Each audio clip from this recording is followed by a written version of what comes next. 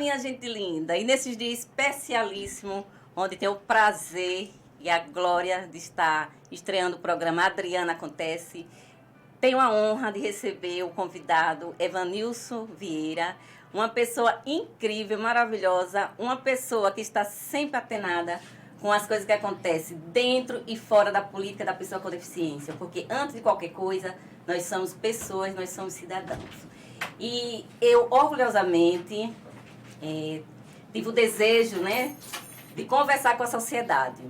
E para conversar com a sociedade, apareceu a oportunidade de criar, surgir e congregar mais pessoas através do programa Adriana Acontece.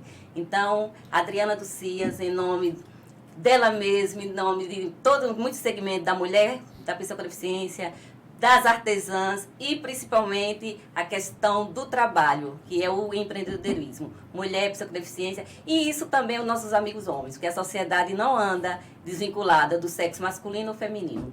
E para hoje temos, como já falei, o nosso Evanilson Vieira, que veio contar a sua grande participação político-social, profissional, pessoal e muito mais coisas. Bom dia, Evanilson. Bom dia, Adriana. É um prazer enorme participar hoje do seu programa. E quero dizer que a gente tem muita coisa para falar, porque são 35 anos de carreira só de trabalho. Se contar o tempo de escola, né, os envolvimentos, né, que eu já participei antes de surgir como um profissional da música. Mas é uma alegria enorme estar aqui contigo hoje. Estou sabendo que você é a pessoa assim que ocupa os espaços com as suas aptidões. É cantor, é compositor, é músico, é regente de corais. E além disso, antes do profissionalismo, vem o cidadão. Eu bato muito em cima da questão da pessoa. Infelizmente, né, amiga, a gente ainda, né, está numa época que a gente é rotulado. Você é pessoa com deficiência, pronto, você não tem potencial. É engano. Você é um cidadão, você é uma pessoa e pessoa com deficiência. E você chegou nesse patamar do grande profissional, o artista. Mas como foi, assim, que a gente começa pelo cidadão e a pessoa, antes de tudo a pessoa. Como foi a sua infância relacionada com essa deficiência e a sociedade? Como sempre, muito difícil, né? Eu nasci em um povoado lá do interior de Simão Dias e sou de uma família de 12 filhos e somente eu tenho deficiência visual. Então não é fácil, né? É difícil. Mas quando a gente tem força de vontade, tem uma família que realmente abraça a causa e levanta a bandeira de caminhar com seu filho, né? Os irmãos, tudo acontece. A família é a base de tudo. Isso, quando a gente tem a força de vontade e o apoio da família. Mas você, como eu e tantos outros, a gente sabe muito bem que só isso não é suficiente. Quando a sociedade ela não tem a conscientização que ela precisa, não é só estar, como eu digo, interagindo, ela tem que estar alienada no sentido de igual para igual, mas isso vem também da responsabilidade do poder público. Você na escola, porque eu passei por isso, ajeitava um cantinho, uma salinha, e os demais espaços a gente era praticamente alijado do processo. Ia para se machucar, para se arrebentar. Eu mesmo, para chegar ao banheiro, muitas vezes caía no banheiro molhado, né? Esqueciam que ali não podia ficar molhado, esquecia que tem que passar um pano de chão. E no seu caso, com a sua deficiência visual, como foi na escola? Tudo foi muito difícil, né? Porque eu, morando em um povoado, eu ficava em casa. Os irmãos iam para a escola e eu não entendia o que estava acontecendo.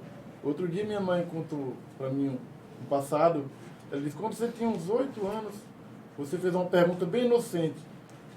Perguntei a ela, mãe, por que meus irmãos vão para a escola e eu não vou? Aí ela, toda cheia de cuidados, né, teve que me explicar. E aí eu fui entendendo.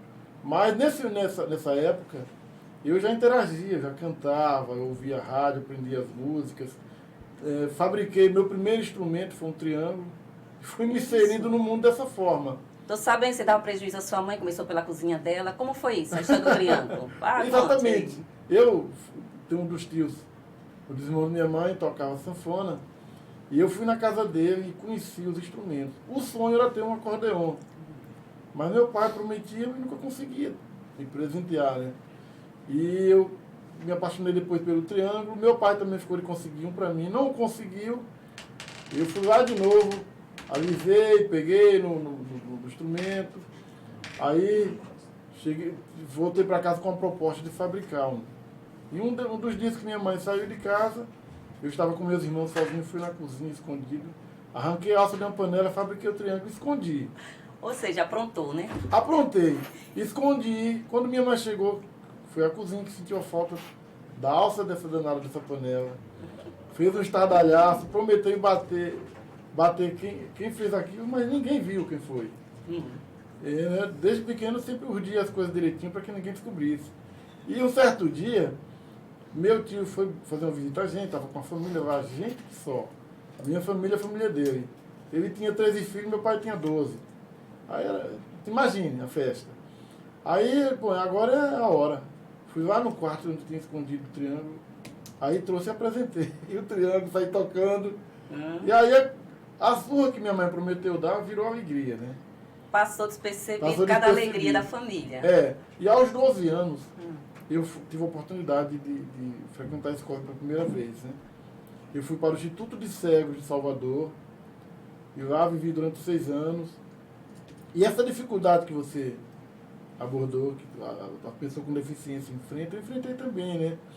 Na época, o Instituto servia como internato e como reforço escolar. E fora disso a gente estudava nas escolas regulares mesmo. E a dificuldade era muito grande, tinha um itinerante que ia lá brigar na escola, lutar por nós. Era muito difícil. Faz parte do processo, né, Adriana? Não tem jeito. E a gente vai querendo também, e a gente se somava a esse itinerante que lutava por nós, e a coisa acontecia. Do jeito que podia na época. E você, como uma criança e um adolescente com sede de conhecimento e de fazer o diferencial, para chegar nessa fase de artista, sei que experimentou alguns instrumentos. O piano, para depois chegar ao acordeon. Como foi essa questão do piano em si? O acordeão sempre foi o sonho, né? Como contei anteriormente, era o sonho, porque eu via Luiz Gonzaga através do rádio, eu via os artistas da época, né? Eu via tudo, mas a sanfona era a paixão. No Instituto não tinha aula de acordeon. Eu já fui tocando triângulo para lá, tocava nos eventos do internato, e aí surgiu a oportunidade de estudar o piano. Quando eu cheguei numa sala de aula, a professora perguntou: você tem quanto tempo aqui no Instituto? Eu cheguei agora. Já aprendeu o braille? Eu disse: não, vou aprender o braille primeiro para você estudar a teoria. Aí eu tive que aprender o braille para iniciar o aprendizado da teoria musical. E assim foi, né? O piano, mas a paixão sempre foi acordeon. Acordeon. Depois fui para o conservatório, quando saí do internato, concluí o curso. E toquei. Mas o piano tem um significado, além da delicadeza do instrumento, tem o romantismo. E com esse aí parece que você deu um golpe, não foi no sentido da paixão. Conseguiu aí a esposa, encantar, né? Porque se fosse eu, me apaixonava logo, né? Então. Piano, essas coisas. O piano, a gente tocava...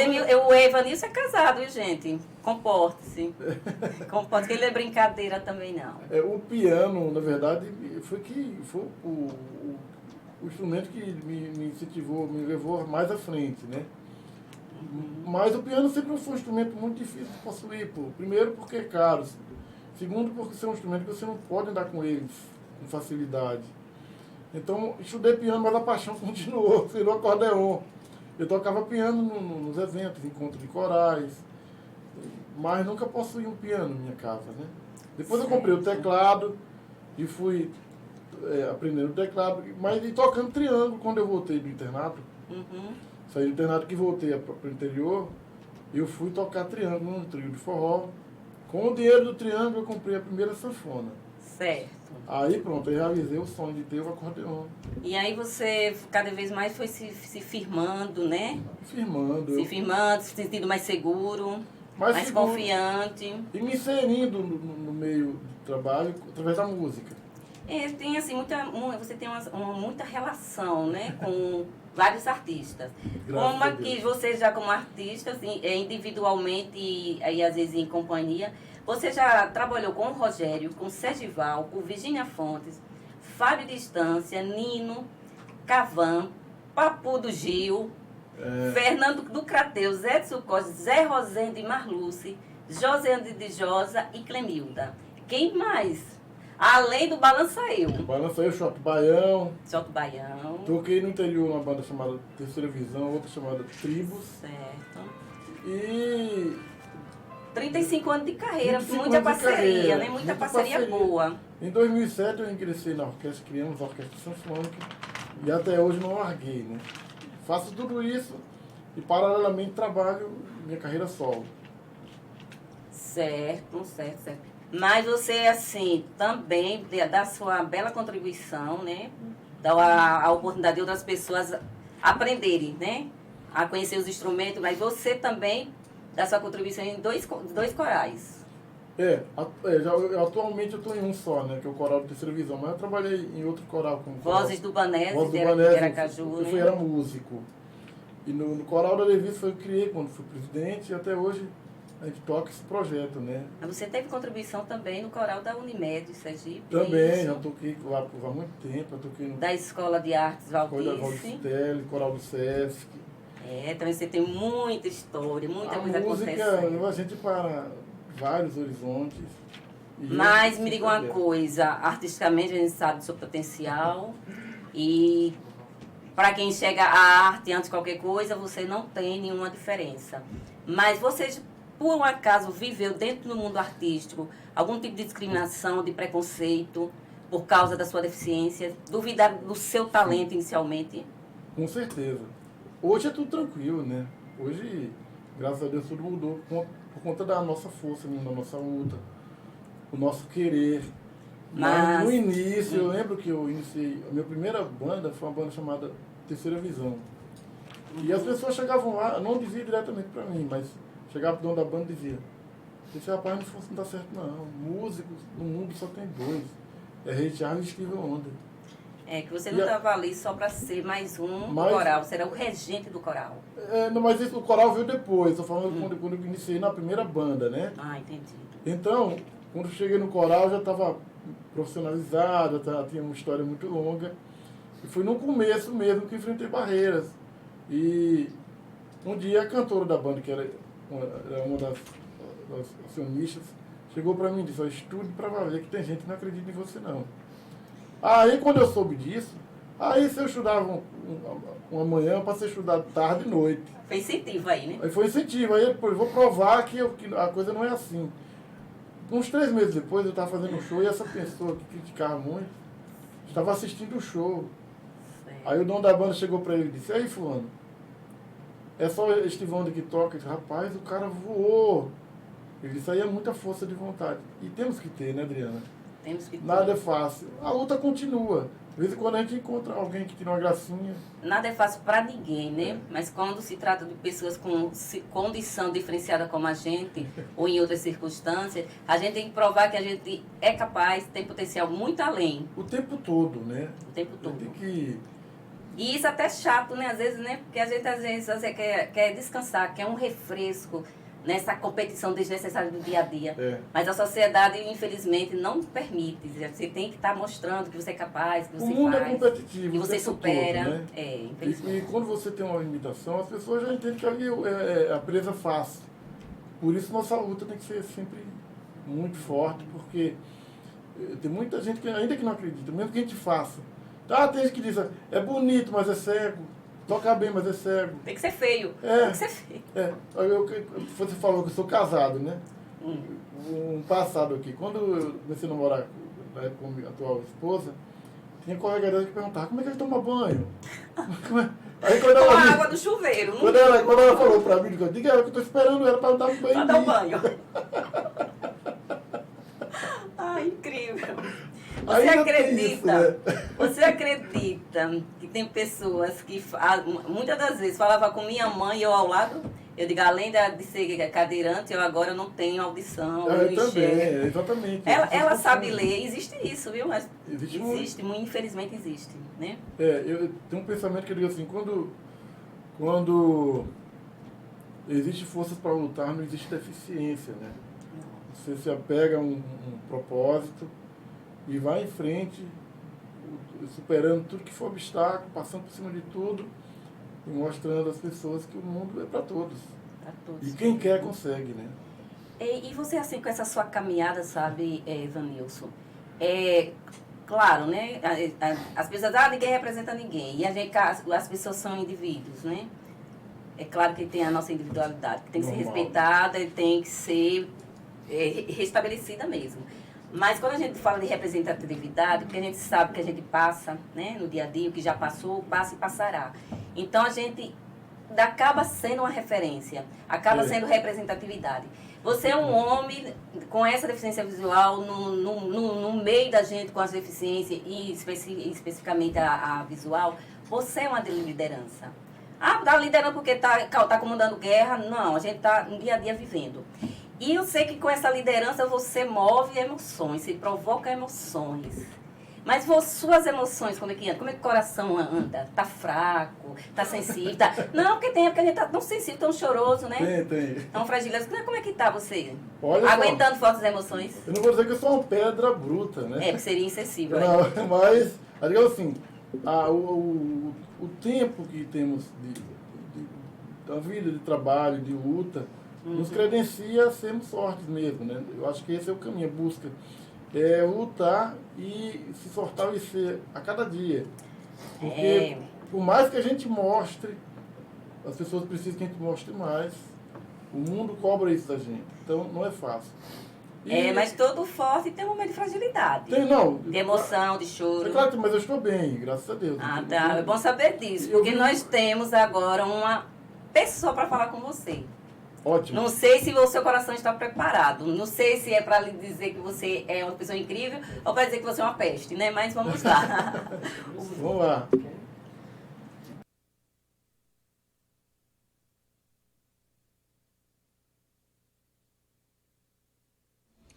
Olá, uma satisfação estar participando aqui do Adriana Acontece e falar desse grande velho amigo, maestro da nossa Orquestra Sanfônica, Evanilson Vieira. Satisfação muito grande, viu? Um mestre que eu já tive a oportunidade de estar com ele em vários palcos pelo nosso estado e dizer que é uma figura amada por todos nós artistas sergipanos. Um grande abraço. A Adriana Acontece está bem acompanhada, hein? Grande abraço, Evanilson. Eu já ia perguntar se você tinha reconhecido a voz dele, entendeu? Esse é um grande amigo e, de fato, quando eu cheguei logo aqui, eu digo aqui em Aracaju, né? Eu fui em escola de Valdice Teles. E a esposa dele estudava lá, o filho dele estudava lá, né? Hoje é músico. E através da esposa do filho, eu tive a oportunidade de conhecê-lo e é um amigo maravilhoso. Incrível. Ele tem, assim, um carinho imenso por você. Graças, e eu também por ele. Né? Dentro dos amigos artistas, né, que ele conhece. Eu falei com ele, ele disse, é com o maior prazer que faça essa homenagem singela. Coisa boa. Eu quero dizer que Sena é um amigo, um irmão, um parceiro de música. E temos que seguirmos assim, caminhando juntos. A vida é difícil para todo mundo, né? E na música não é fácil também. E Sena é uma dessas pessoas que vive pensando no outro, vive trabalhando, mas contribuindo fortemente para que a cultura aconteça de forma igual. Então, eu, assim, especialmente agradeço, assim, a sua atenção, sabe, Sena? A sua consideração ao programa Adriana Acontece, à pessoa da Adriana e, principalmente, ao nosso convidado, Evanilson Vieira. Eu sabia que você tinha o que dizer de interessante para este homem incrível, que é o nosso Evanilson. Evanilson, e aí veio a Orquestra Sinfônica, mas vieram também outros eventos da sua vida, como os festivais regionais e nacionais, né? Difundindo a cultura nordestina. Isso em 2009. E quando você chegou a esse patamar, né? Porque é muita coisa, né? Cultura regional, nacional, e assim, o foco nordeste por causa do forró. Como é que isso aconteceu?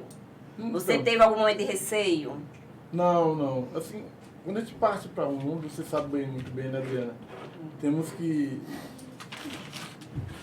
abraçar a causa disposto a entender tudo que acontece, que vai acontecer. E hoje eu penso assim, que tudo que acontece para mim é normal hoje. Por estranho que seja, o mundo está assim. Nós temos que estar preparados para receber o que vem de lá. E o que vem de lá, a gente tem que ir assim, filtrando o que for bom, a gente vai abraçando, o que for ruim, joga para fora. E a vida é assim. E não temos que parar, né? E me fala aí para nós. Você é uma pessoa que faz muitas composições musicais em vários festivais de vários estados. Tem músicas que foram assim, a menina dos seus olhos, né? Tem, sim. Como o Festival de Itaúnas e Espírito Santo em 2015. Essa música, Nosso Amor Vai Valer Ouro. Sim. Como foi que você criou? Qual foi o motivo? Alguma coisa especial? Ou foi assim, só artisticamente? Não, minha esposa Jeane foi uma incentivadora, né? Foi que, na verdade, assim, por conta dela, do existir dela em minha vida, as portas foram se abrindo para composições e todo dia eu estava compondo. Então, quando eu falo Nosso Amor Vale Ouro, é porque eu estava no início do namorando e acreditando que isso viraria ouro. Viraria ouro. E virou mesmo, graças a Deus. Amém, amém, amém. Depois em si, mas você teve essa e teve a outra música também, Quem nem Lenha na Fogueira. E Cadê Você? No Festival do Sesc Canção. Teve algum motivo especial para essa música, Quem nem Lenha na Fogueira? Quem nem Lenha na Fogueira, assim, eu ouvindo forró, esses grandes compositores acabam nos inspirando, né? E ouvindo João Silva, ouvindo Petrúcia Mourinho, Marcelo Melo, eu fui entendendo o linguajar do forró. E aí eu digo, vou fazer um forró agora, falando de fogueira, falando de mulher, falando de dança, falando de tudo que é o linguajar mais tradicional, né? Digamos assim.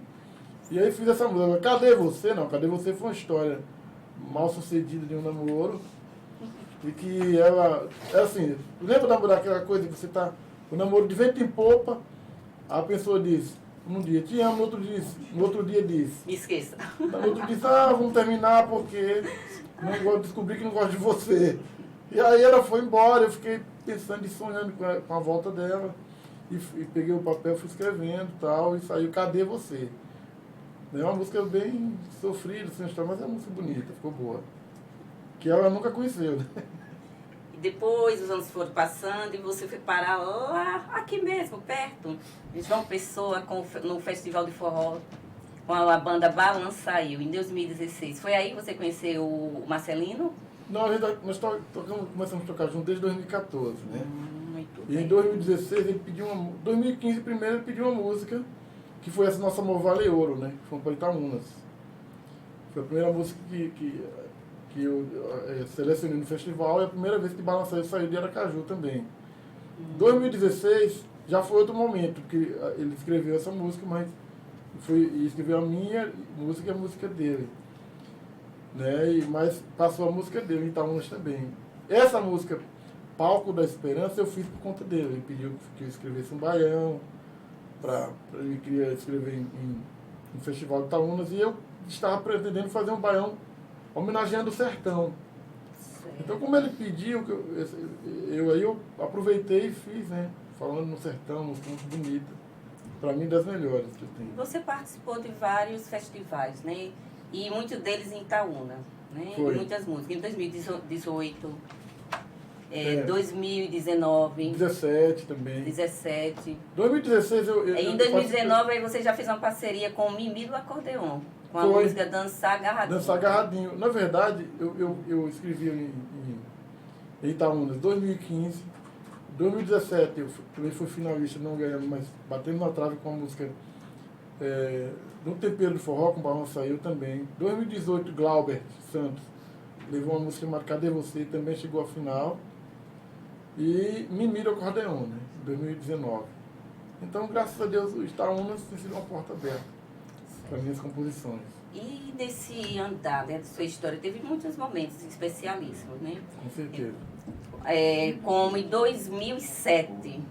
Esse 2007, 3 de junho de 2007. Lembra-se a coisa mais importante desse dia e que você se sentiu lisonjeado?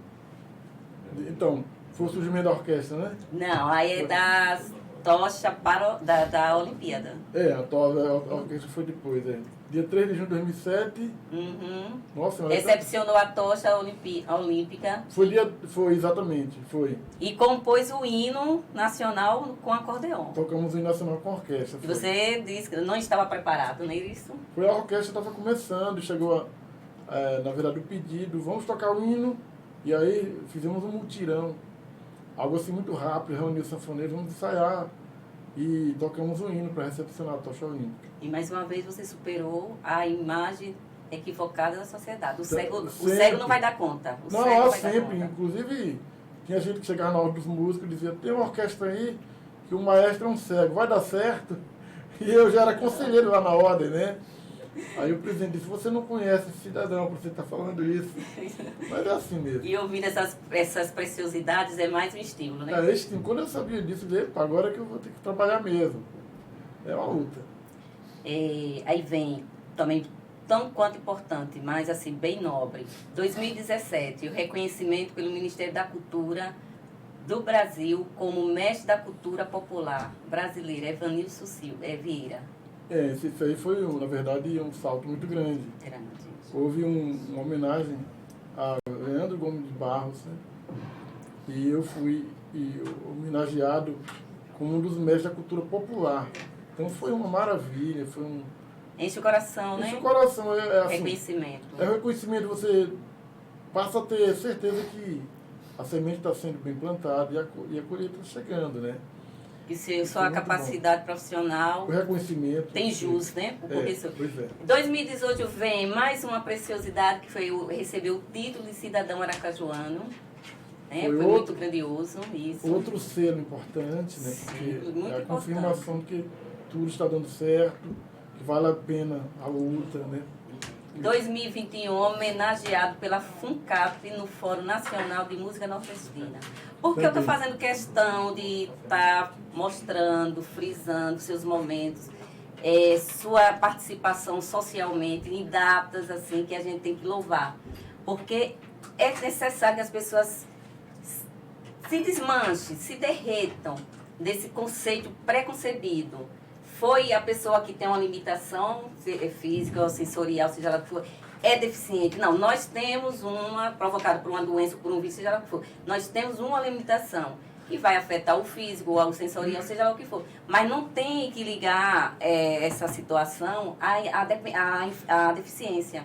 Porque a deficiência está naquele que não tem o incentivo e não tem a vontade própria de sair daquela zona de conforto, que não é o nosso caso. E para fechar com chave de ouro e mostrar que você não é um homem que decide estar no seu conforto, você gosta de desconforto, mas um desconforto prazeroso, que tal tocar uma música para nós aqui, para o nosso público maravilhoso? Vamos lá, eu vou cantar uma música que eu fiz agora. É fresquinha, né? Fresquinha. É aqui, ó. Você chegou bem de mansinho em minha vida, achou guarida e resolveu sem chegar. Fui ficando e dominou meu coração, a solidão que eu sentia do lugar. Vou tentar cantar, não sei agora. E nos seus beijos encontrei o meu caminho, vivi momentos de felicidade. Você chegou, esse amor de verdade, e me conquista sempre com os seus carinhos. Vejo seu rosto sempre onde vou, sinto seu cheiro sempre onde estou, por onde ando e em tudo que faço. Sua presença me deixa feliz, você me dá tudo que eu sempre quis, e vou sonhando com os seus abraços.